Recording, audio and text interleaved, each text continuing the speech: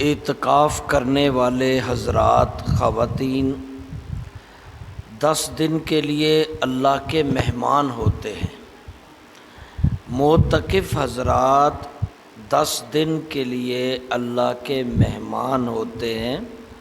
وہ اللہ کے گھر گئے ہیں، اللہ کے پاس گئے ہیں، اللہ کے پاس رہ رہے ہیں۔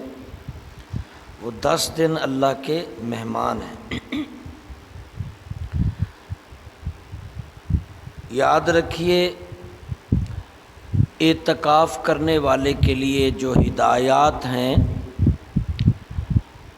وہ یہ ہیں کہ فضول گفتگو نہ کرے، فضول آپس میں بات چیت نہ کریں،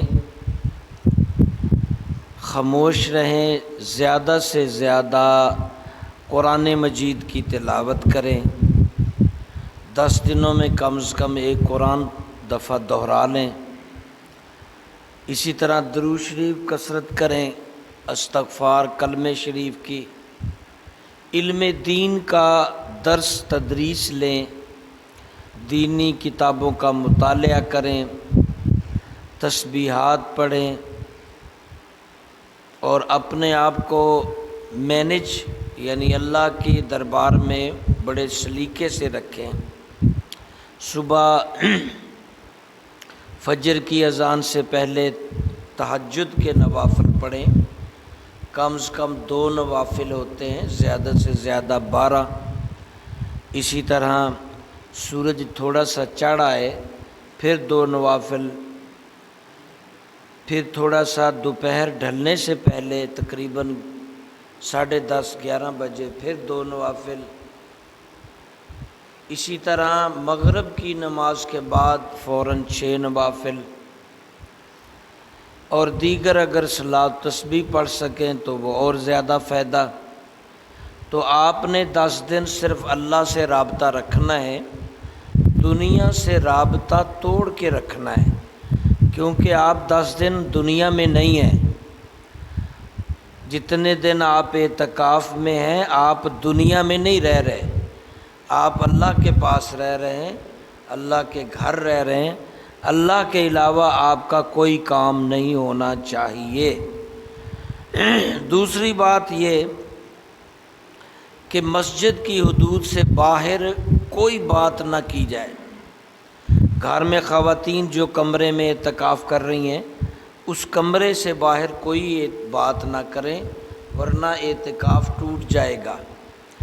مسجد سے باہر ہوتی ہیں یہ ٹوٹیاں، جہاں پہ وضو کیا جاتا ہے اور جہاں جوتے اتارتے ہیں واش روم میں جانے کے لیے، وہ جگہ بھی باہر ہے۔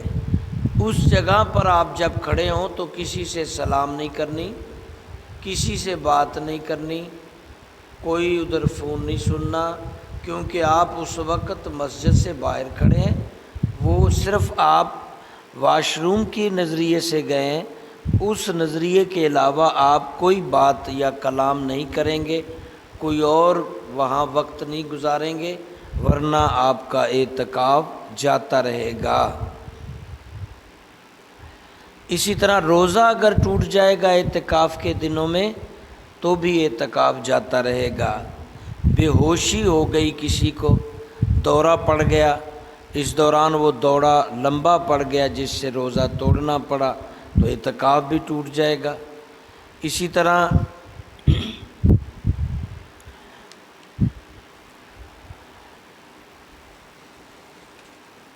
غیر ضروری اعتکاف میں فون وغیرہ کا استعمال، دنیاوی بزنس کی باتیں، اپنے گھر کے جھگڑے معاملات نہ نپٹائیں، بلکہ اللہ رب العزت کی حضور زیادہ سے زیادہ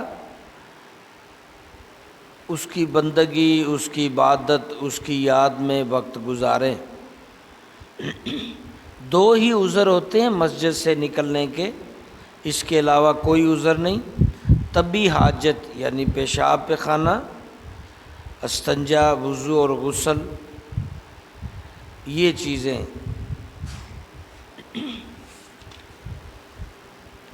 مسجد میں اعتکاف کی نیت کے سوا کھانا اور سونا دونوں منع ہیں۔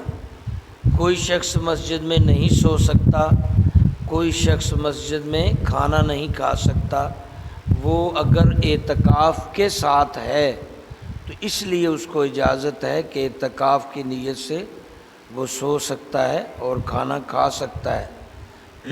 اسی طرح اعتکاف میں 3 قسمیں پائی جاتی ہیں: واجب اعتکاف، سنت اعتکاف اور نفلی اعتکاف۔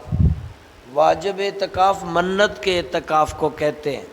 کسی نے اگر منت مانی تھی، اب یہ واجب ہے کہ وہ اعتکاف کرے ورنہ گناہ گار ہوگا۔